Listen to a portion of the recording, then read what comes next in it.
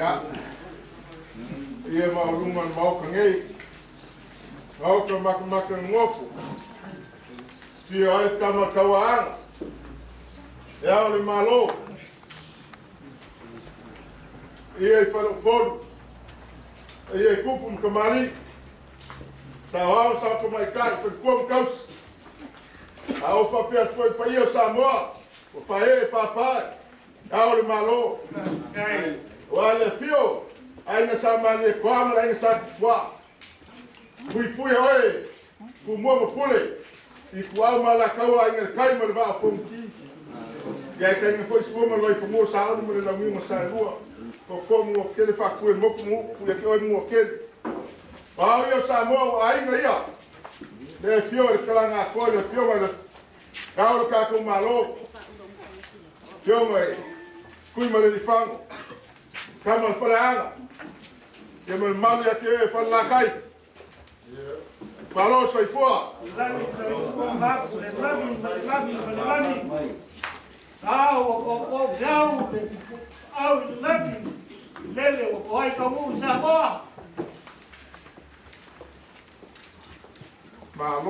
Malo ne.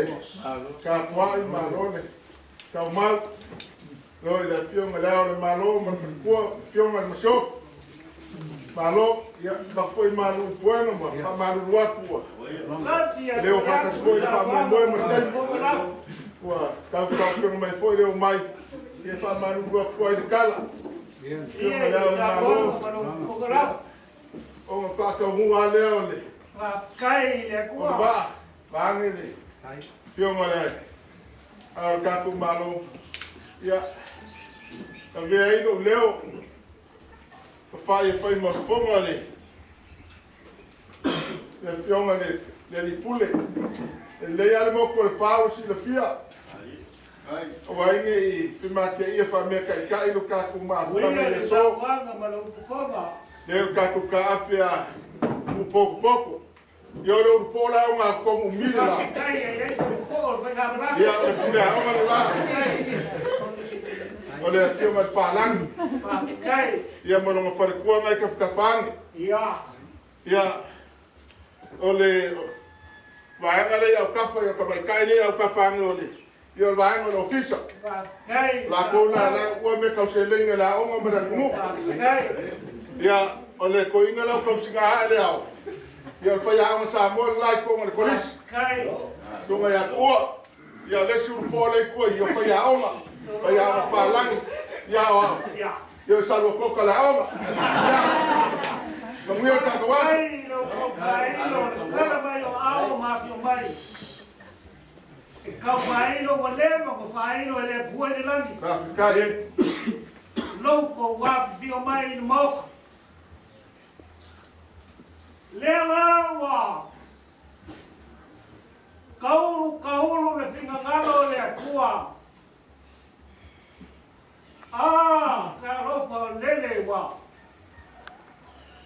Kau mengwe in moka.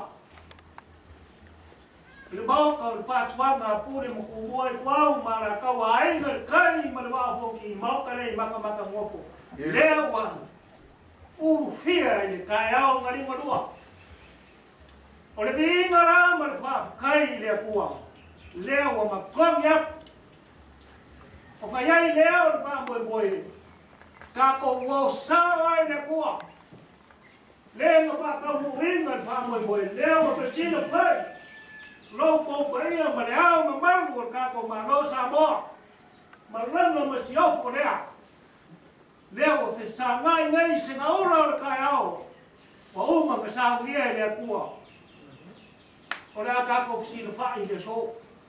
Lo miki sa ka wabe fia mai. Lea o kai mai le kuwa fa pena. Lea kako voi le kuwa. Tare pa ki pakia kako kayao. Kako ku mama masangi kan mama lo. Kai. La ka oko fa. Ai ora kako aba mangalo awara ku mo ko finga kalo. Sao ni ai le ao kako malo. Le yoga le kaba ai na maranga masiofo. Kai. Na ke o sia kako kapo ai na ba kai luma le kuwa oka. Le kuwa ba kai. Lo no fa o fa sir fa i mo. Tau fionga i le, au mabalu o malo. We are pleased to welcome you to our home, our village, and our country Samoa.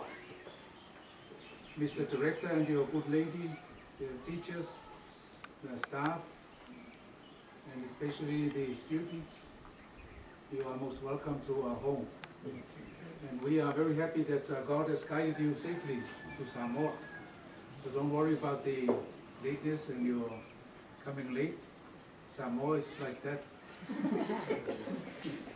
And we will start with a short prayer, some words from the Bible. We usually have a kava ceremony, but we will not have that. We will praise God as you have come safely to our shores. Tatu tapua ile tua, tatu vi ilunu vi ingo.